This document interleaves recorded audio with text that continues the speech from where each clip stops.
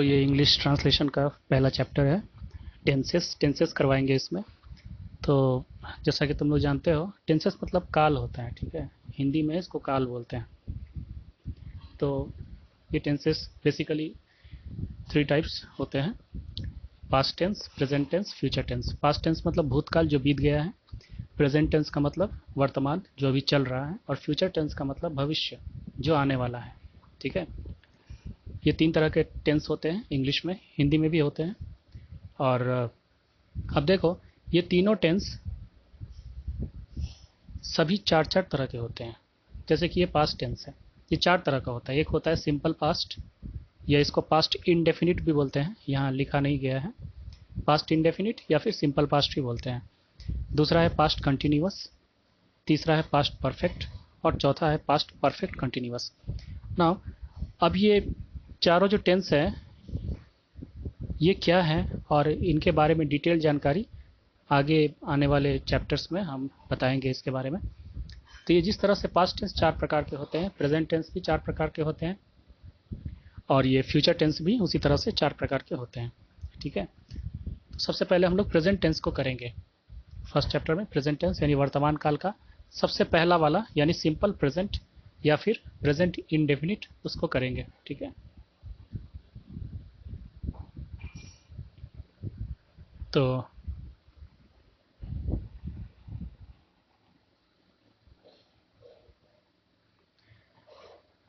Simple present या फिर present indefinite, इसका स्ट्रक्चर देखो क्या होता है। सब्जेक्ट प्लस फुल वर्ब, मतलब जो सब्जेक्ट है, सब्जेक्ट मतलब जिसके बारे में कुछ कहा जाए, ठीक है। राम, श्याम, वे, वह, या बच्चे, या किसी का भी नाम हुआ, जिसके बारे में कुछ भी कहते हैं उसको बोलते हैं सब्जेक्ट। तो सिंपल प्रेजेंट में क्या होता है, सब्जेक्ट के साथ फुल वर्ब लगाते हैं, ठीक है। तो एक्चुअली सिंपल प्रेजेंट है क्या? सिंपल प्रेजेंट मतलब कोई भी काम वर्तमान काल में होता है, ठीक है। तो जहाँ भी होता है, जैसे करता है, लिखता है, खेलता है, जाता है, ठीक है। तो इस तरह का जब भी स्ट्रक्चर हो तो वो समझ लेना वो सिंपल प्रेजेंट है। जैसे कि वह लिखता है, ठीक है। तो वह मतलब वह लिखता है, तो वह क्या हो गया, लड़का है कोई, ही होगा इसके बदले में, है ना, इंग्लिश में। और वह लिखती है अगर होता तो शी होता। तो वह लिखता है तो ही, और उसके बाद क्या करना है, फुल वर्ब। तो लिखना का वर्ब क्या होता है, राइट, ठीक है। तो ही राइट्स। तो यहाँ पर देखो एस लगा हुआ है, राइट हम नहीं लिखे, हम क्या लिखे हैं, राइट्स, ठीक है, एस लगाए हैं यहाँ पर। उसके बाद देखो वे लिखते हैं, तो वे का क्या होता है इंग्लिश, दे, और लिखना का राइट, तो दे राइट। यहाँ देखो एस नहीं लगा हुआ है। तो ये दोनों में तुमको फर्क करना है, कब एस लगेगा और कब नहीं लगेगा, ठीक है। तो जब भी सब्जेक्ट जो है, यानी कि ये वाला ही या दे, ये सब्जेक्ट हो गया, क्या हो गया, सब्जेक्ट, ठीक है, जिसके बारे में कुछ कहा जाए। ही यानी कि वह, उसके बारे में हम कुछ बोल रहे हैं, ही सब्जेक्ट है। दे मतलब वे, तो वे लोगों के बारे में हम कुछ बोल रहे हैं, तो वे यहाँ पर सब्जेक्ट हो गया। तो सब्जेक्ट जब भी सिंगुलर होता है, सिंगुलर मतलब एक वचन, ये ही मतलब वह एक लड़का, ठीक है, यहाँ पर एक है। तो सब्जेक्ट जब भी एक वचन होता है तो यहाँ भर्ब में एस लग जाता है। ये भर्ब है, राइट, क्या हो गया, भर्ब, भर्ब में क्या होता है, एस लग जाता है। और सब्जेक्ट जब भी बहुवचन होता है यानी प्लूरल, ठीक है, प्लूरल, दे मतलब वे, एक से ज्यादा है, तो प्लूरल होने पर क्या होता है, भर्ब में एस नहीं लगता, ठीक है। तो सिर्फ दे के साथ ही नहीं, आई, यू और प्लूरल के साथ प्लूरल भर्ब लगता है। प्लूरल भर्ब मतलब भर्ब में एस नहीं लगता है, ठीक है। तो अगर आई होता तो भी ऐसे ही लिखते हैं, और यू होता तो भी वैसे ही लिखेंगे। आई और यू, आई मतलब मैं, यू मतलब तुम, ठीक है।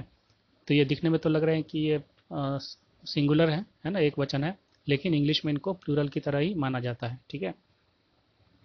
तो आई रहने से भी यहाँ पर राइट होगा, और यू रहने से भी यहाँ पर राइट होगा, एस नहीं लगेगा, ठीक है। Just a minute.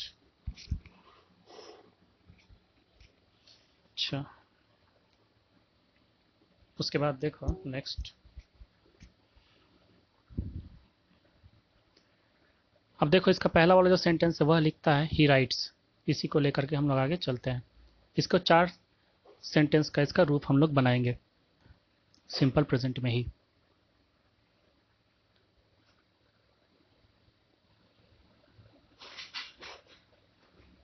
वह लिखता है, तो ही राइट्स। तो वह लिखता है, इसका क्या हो गया इंग्लिश, ही राइट्स। ठीक है, एस लग गया यहाँ पे। वह नहीं लिखता है, इसका क्या होगा, ही डजंट राइट। डजंट मतलब डज नॉट। ठीक है, DOES और ये एन एपोस्ट्रॉफ टी, यहाँ पर एपोस्ट्रॉफ में ओ छिपा हुआ है। ठीक है, इसको डजंट पढ़ते हैं, तो ही डजंट राइट। तो इसको अलग अलग करके भी लिख सकते हैं, ही डज नॉट राइट, ऐसे भी लिख सकते हैं। ठीक है, लेकिन ज़्यादातर डजंट का ही इस्तेमाल होता है, स्पोकन इंग्लिश में भी और रिटन इंग्लिश में भी।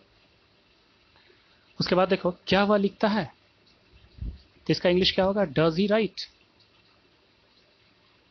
ठीक है, तो यहाँ पे क्या हो रहा है, एक चीज़ गौर करने वाली बात है, राइट्स एस लगा हुआ है यहाँ पर, लेकिन जैसे ही डजंट का इस्तेमाल हुआ, यहाँ से वर्ब से एस हट गया, तो ये चीज़ याद रखना होगा।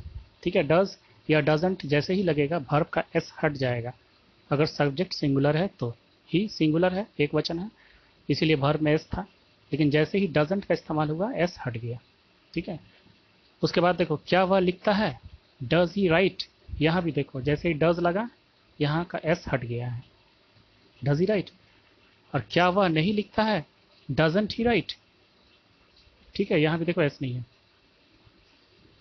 तो इसमें देखो डजंट ही राइट। इसको अगर हम डज और नॉट को अलग अलग करेंगे, तब हमको कैसे लिखना होगा, अगर हम इस तरह से लिखेंगे डज नॉट ही राइट, तो गलत हो जाएगा। ठीक है, तो इसमें क्या करना होगा, ही को बीच में लाना होगा, तब देखो यहाँ पर ही बीच में आ गया, डज ही नॉट राइट, ऐसे लिखना होगा। दोनों में से कोई भी लिख सकते हो, दोनों ही सही है, लेकिन ये डजंट का इस्तेमाल ज़्यादा होता है स्पोकन इंग्लिश में भी। ठीक है, इसलिए हम बोल रहे हैं कि डजंट का ही इस्तेमाल करना, डजंट, डोंट। ठीक है, यहाँ देखो डोंट लिखा हुआ है, आई में डोंट लगता है।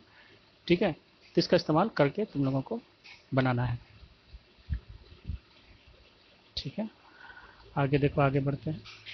मैं खेलता हूँ, आई प्ले। तो आई, यू या कोई भी सब्जेक्ट अगर प्लूरल होता है, ठीक है, तो उसमें भर में एस नहीं लगता है, जैसा कि पहले ही बताया है। तो मैं खेलता हूँ, आई प्ले। मैं नहीं खेलता हूँ, तो आई डोंट प्ले। क्या मैं खेलता हूँ, डू आई प्ले। क्या मैं नहीं खेलता हूँ, डोंट आई प्ले। या फिर डू आई नॉट प्ले, जैसे कि बोले ना डू और नॉट, डोंट है, तो यहाँ पर वो छिपा हुआ है डोंट में। ठीक है, डू नॉट आई प्ले ऐसे लिखोगे तो गलत हो जाएगा, तो या तो डोंट आई प्ले, क्या मैं नहीं खेलता, ऐसे लिखना पड़ेगा, या फिर डू आई नॉट प्ले, क्या मैं नहीं खेलता, ऐसे लिखना पड़ेगा। तो जब डू और नॉट को अलग करेंगे तो आई बीच में आ जाएगा। ठीक है, डू आई नॉट प्ले, तो ऐसे भी लिख सकते हो, ऐसे भी लिख सकते हो। हम तो यही कहेंगे कि डोंट का ही इस्तेमाल करना है। ठीक है, जैसे कि मान लो हम अगर पूछते हैं कि क्या तुम स्कूल नहीं जाते, तो इसको इंग्लिश में कैसे बोलेंगे, don't you go to school. ठीक है, तो इसको हम ऐसे नहीं बोलने जाएंगे कि do you not go to school, इतना लंबा हम नहीं करने जाएंगे। ठीक है, तो जनरली स्पीकिंग डोंट का ही इस्तेमाल होता है, don't you go to school. Next देखो, श्याम फुटबॉल खेलता है। श्याम एक श्याम जो है सब्जेक्ट है, और ये सिंगुलर सब्जेक्ट है। ठीक है, सिंगुलर एक वचन है, यहाँ भर में एस लगेगा। देखो, Shyam plays, PLAYS, plays football, भर में एस लगेगा और डस का इस्तेमाल होगा। ठीक है, देखो डस आ गया। आई, यू और प्लूरल के साथ डू का इस्तेमाल होता है। आई, यू और कोई भी प्लूरल रहेगा, दे हो गया या चिल्ड्रेन हो गया, ठीक है, तो उसमें डू का इस्तेमाल होगा जब भी क्वेश्चन बनाएंगे तो। लेकिन अगर एक वचन है, सिंगुलर है, तो डस का इस्तेमाल होगा। देखो, श्याम फुटबॉल नहीं खेलता है, श्याम डजंट प्ले फुटबॉल। फिर से देखो, यहाँ प्लेज है, यहाँ पर प्ले है, जैसे ही डस का इस्तेमाल होता है, वर्ब का एस जो है यहाँ पर हट गया। इसके पहले जो दिखाए थे इसमें इसमें भी देखो वही था ना, ही राइट्स, ही डजंट राइट, है ना, वर्ब का एस हट गया था जैसे ही डज लगा था। सेम चीज़ यहाँ भी है, Shyam doesn't play football, Shyam football नहीं खेलता। क्या श्याम फुटबॉल खेलता है, डज श्याम प्ले फुटबॉल। क्या श्याम फुटबॉल नहीं खेलता है, doesn't Shyam play football. Next देखो, तो इसी तरह से चार चार करके बनाने हैं। ठीक है, जब प्रैक्टिस हम करने के लिए हम देंगे तो सिर्फ पहला वाला लाइन ही हम लिख देंगे, ठीक है, और उसका इंग्लिश हम दे देंगे, और तुम बाकी 3 जो है ये तुम लोगों को खुद बनाना होगा। वे लिखते हैं, दे राइट। वे नहीं लिखते हैं, दे डोंट राइट। ठीक है, दे क्या है, प्लूरल है, बहुवचन है, तो इसमें डोंट का इस्तेमाल होगा, डू और डोंट का। देखो डोंट लगा। क्या वे लिखते हैं, डू दे राइट। क्या वे नहीं लिखते हैं, डोंट दे राइट। ठीक है, अब देखो प्रैक्टिस के लिए दे रहे हैं यहाँ पर, तो प्रैक्टिस के पहले देखो रूल्स थोड़ा फिर से हम रिवाइज करवा दे रहे हैं तुम लोगों को। सिंगुलर सब्जेक्ट जब भी होगा, सिंगुलर मतलब एक वचन, यानी कि जैसे कि श्याम हो गया, मोहन हो गया, किसी का नाम हो गया, या फिर ही या शी, ही मतलब लड़का वह और शी मतलब लड़की वह। ठीक है, या कोई पशु पक्षी का नाम हो गया, टाइगर हो गया, लायन हो गया, डॉग हो गया, सिंगुलर। ठीक है, टाइगर्स अगर पूरा बहुवचन हो गया तो फिर अलग नियम हो जाएगा। ठीक है, लेकिन यहाँ पर सिंगुलर का हम बात कर रहे हैं। इसमें क्या होता है, फुल वर्ब लगेगा, उसके साथ एस लग जाएगा, वर्ब में एस लगता है, सिंगुलर सब्जेक्ट रहेगा तो। और क्या होगा, डज और डजंट का इस्तेमाल होगा जब हम लोग नेगेटिव बनाएंगे या फिर क्वेश्चन बनाएंगे तब। और अगर प्लूरल सब्जेक्ट होगा, मतलब कि आई, यू या फिर दे, या फिर किसी पशु पक्षी का नाम में एस लगा देना। ठीक है, या फिर चिल्ड्रेन। ठीक है, देखो चिल्ड्रेन है ना, प्लूरल, प्लूरल सब्जेक्ट, बहुवचन अगर रहेगा। लेकिन इसमें देखो आई और यू भी है दोनों, ये चीज़ याद रखना होगा, आई यू को भूल नहीं जाना है। आई यू ऐसे तो सिंगुलर है, लेकिन प्लूरल जैसा ही इसको इस्तेमाल किया जाता है। ठीक है, तो आई यू और प्लूरल सब्जेक्ट के साथ क्या लगाएंगे, फुल वर्ब, एस नहीं लगेगा इसमें। और क्या होगा, डू और डोंट का इस्तेमाल होगा। सिंगुलर होने से डज डजंट का इस्तेमाल होता है, प्लूरल होने से डू और डोंट का इस्तेमाल होगा। आई यू और प्लूरल होने से डू और डोंट का इस्तेमाल होगा। ठीक है, देखो तो प्रैक्टिस के लिए हम जो है सिर्फ पहला नंबर ही दे रहे हैं। देखो एक नंबर यहाँ से तुम लोगों को प्रैक्टिस करनी है, प्रैक्टिस है यहाँ से। एक नंबर का पहला, कुत्ते भौंकते हैं, डॉग्स बार्क। ठीक है, डॉग्स देखो प्लूरल है, प्लूरल में एस नहीं लगेगा, वर्ब में बताए थे ना, प्लूरल सब्जेक्ट में क्या होता है, सिर्फ फुल वर्ब लगेगा, एस नहीं। सिंगुलर में एस लगेगा। तो कुत्ते भौंकते हैं प्लूरल है, बहुवचन है, तो डॉग्स बार्क। नेक्स्ट, तो एक का एक हो गया, फिर एक का दो, एक का तीन, एक का चार, ये तुम लोगों को बनाना है। तो एक का दो क्या होगा, कुत्ते नहीं भौंकते हैं। ठीक है, तो क्या हो जाएगा, डॉग्स डोंट बार्क। क्या कुत्ते भौंकते हैं, क्या होगा, डू डॉग्स बार्क। क्या कुत्ते नहीं भौंकते हैं, डोंट डॉग्स बार्क। ठीक है, तो इस तरह से तुम लोगों को बनाना है बाकी चारों। उसी तरह से देखो, सिंह गरजता है, lion roars, R O A R S, roars. सिंह गरजता है, लायन रोर्स। तो फिर दो का एक हो गया, फिर दो का दो क्या होगा, सिंह नहीं गरजता है। फिर नेक्स्ट, क्या सिंह गरजता है, फिर नेक्स्ट, क्या सिंह नहीं गरजता है। तो ये तो सिंह का हो गया। उसके बाद और देखो, एक और दो हुआ, अब ये तीन यहाँ, सूर्य पूरब में उगता है, इसका क्या होगा, the sun rises, RISES, rises in the east. बाकी तीन तुम लोगों को बनाना है। क्या क्या होगा, सूर्य पूरब में नहीं उगता है, क्या सूर्य पूरब में उगता है, क्या सूर्य पूरब में नहीं उगता है। तो ये प्रैक्टिस सेट जो भी है, ये करने के पहले जो भी हम ऊपर में 4-5 एग्जाम्पल दिए हैं, अच्छे से देख करके समझ लेना है। वीडियो को पॉज कर देना वहीं पे हो सके तो, और अच्छे से देख के समझ के उसको बिना देखे कॉपी में बनाना। ठीक है, और मिला लेना, जब करेक्ट हो जाए सब, उसके बाद ये प्रैक्टिस सेट करने जाना, नहीं तो गड़बड़ होगा, नहीं समझ में आएगा तुम लोग को। ठीक है, तो जो एग्जाम्पल दिए हैं उसको अच्छे से पहले प्रैक्टिस कर लो, उसके बाद ही इसमें आना। नेक्स्ट देखो, 4 का 1, वे दूध पसंद करते हैं, दे लाइक मिल्क। वह मेरी मदद करती है, शी हेल्प्स मी। मेरा भाई मुझसे प्यार करता है, माई ब्रदर लव्स मी। यहाँ भी देखो ब्रदर क्या हो गया, सिंगुलर हो गया, एक वचन। लव्स LOVE, उसमें एस लग गया है ना, एक वचन में बोले तो ना, सिंगुलर सब्जेक्ट जब भी होगा वर्ब में एस लगेगा। वह मुझसे नफरत करती है, शी हेट्स मी। यहाँ भी देखो वह शी है, ठीक है, सिंगुलर है, तो हेट HATE, हेट, हेट मतलब नफरत करना, तो इसमें एस लग गया। ठीक है, वह टेनिस खेलता है, he plays tennis, singular subject है, वर्ब में एस लग गया। बच्चे स्कूल जाते हैं, चिल्ड्रेन गो टू स्कूल। यहाँ बच्चे प्लूरल है, बहुवचन है, इसलिए गो हुआ, गो टू स्कूल।